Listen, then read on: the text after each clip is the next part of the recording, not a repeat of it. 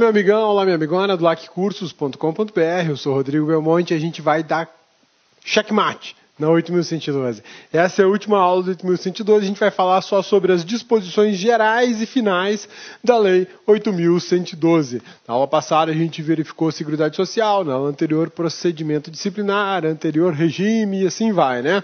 E aí a gente liquida um dos temas mais importantes do direito administrativo, que é justamente a Lei 8112.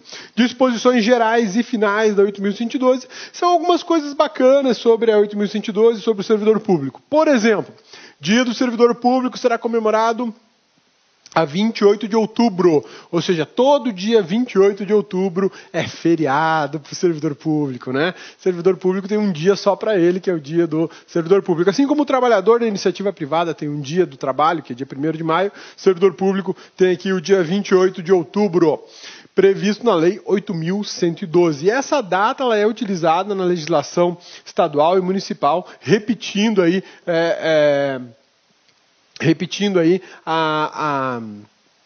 o feriado, tá bom?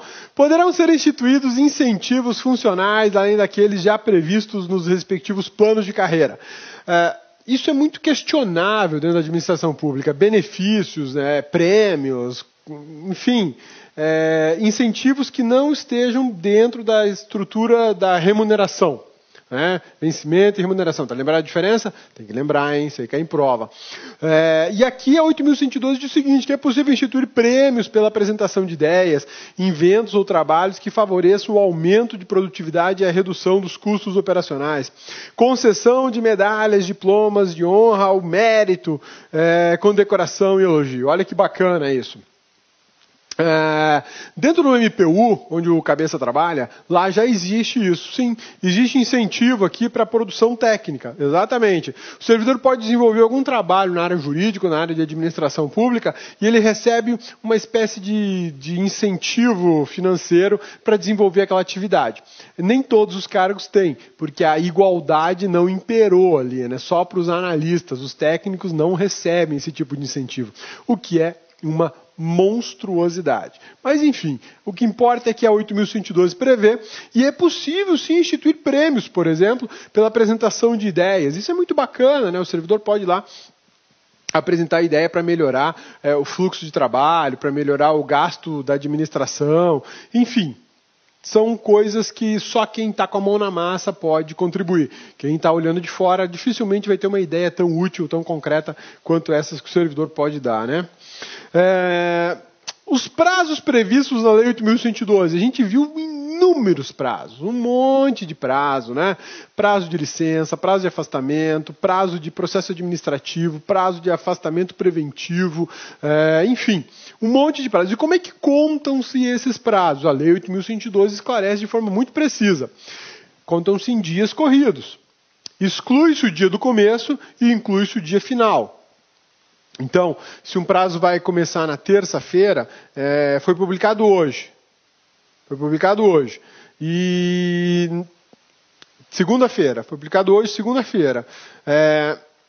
Começa na segunda? Não, eu excluo a segunda-feira e começo a contar na terça, no primeiro dia útil. O seguinte, mas e se terça-feira for feriado? Não tem problema, vou começar na quarta, tem que ser um dia útil, né? Ou então uma publicação que sai na sexta-feira. Começa na sexta? Não, vai começar a contar no primeiro dia útil, segunda-feira. Segunda é feriado, terça. Se terça for feriado, quarta, tá? E inclui o dia final. Termina no dia 10 de dezembro, então beleza, dia 10 de dezembro, acabou, não tem um segundo a mais, né? Fica prorrogado para o primeiro dia útil seguinte o prazo vencido em dia em que não haja expediente. Isso aqui é bacana, né? Digamos que o prazo vai acabar dia 10 de dezembro, mas no dia 10 de dezembro é feriado, não tem expediente, então eu prorrogo para o dia 11, se for dia útil. É um sábado, então vamos lá para segunda-feira, 12 domingo, 13 segunda-feira. Então, no primeiro dia útil, após o final do prazo, é que vai valer o final do prazo. E a contagem de prazo é muito interessante, porque no direito penal ela funciona de uma maneira, no direito processual de outra, e há o risco de confusão. Então aqui a gente exclui o dia de começo e inclui o dia final, tá bom? Beleza? Por motivo de crença religiosa ou convicção filosófica ou política, o servidor não poderá ser privado de quaisquer dos seus direitos, sofrer discriminação em sua vida funcional, nem eximir-se do cumprimento de seus deveres. A gente viu isso lá no artigo 5º da Constituição da República, quando a gente falou de convicção religiosa. Ninguém pode ser punido porque tem uma certa convicção religiosa e, de alguma forma, não pode realizar uma atividade na administração. Os adventistas, por exemplo, eles guardam o final da sexta-feira para eles, para atividades espirituais, digamos assim, né, religiosas, enfim, atividades que não digam respeito à sociedade civil, a ganhar dinheiro, enfim, retiram isso para um recolhimento espiritual de devoção.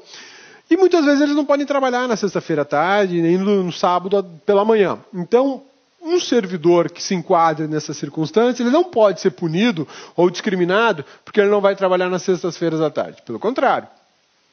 Vai se encontrar uma outra forma de ele cumprir a carga horária dele, cumprir as metas de trabalho dele, e ele vai executar a atividade dele como todos os outros demais servidores. O fato é que ele vai ter uma situação um pouco mais delicada, porque ele vai ter menos tempo, digamos assim, de trabalho.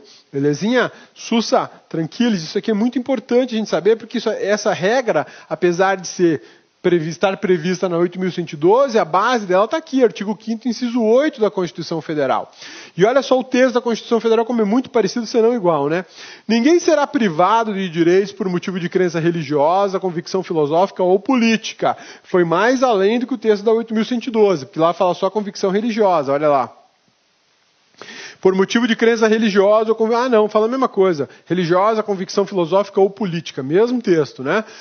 Ninguém será privado de direitos por motivo de crença religiosa ou de convicção filosófica ou política, salvo se as invocar para eximir-se de obrigação legal a todos imposta e recusar-se a cumprir prestação alternativa fixada em lei.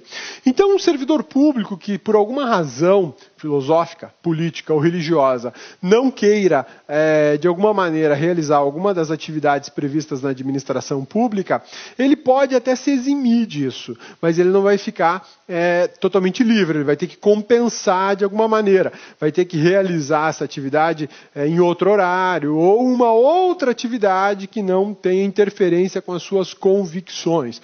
O que não pode ele ser punido porque ele tem essas convicções, até porque o Brasil é um Estado laico, e o Brasil incentiva a diversidade religiosa. E aí, meus amigos, gostou da aula do professor? Grande mestre, você que está fazendo um concurso aí do IFMT 2016, você que quer continuar assistindo essa videoaula, aliás, você que quer fazer um curso aí super competitivo, convido vocês a acessarem o laconcurso.com.br, porque nós temos um curso completaço, super competitivo.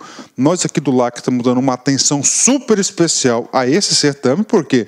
Porque o nosso QG aí, a nossa base do LAC Concurso é de Cuiabá, Mato Grosso, e todos os concursos de Mato Grosso aí, nós damos uma grande atenção para vocês. A gente vai fazer um grande upgrade, porque nós queremos aí ter a maioria absoluta dos aprovados no IFMT 2016. Tá certo, meus amigos? Mais um recado para vocês. Você quer esse material de apoio do professor? Então vai lá, acesse nosso site, laconcurso.com.br, clique em documentos, você pode fazer o download, ok? Então espero vocês aí estudar conosco aí no LAC, são 116 aulas do nosso curso completaço IFMT 2016. Espero você. Tchau, tchau.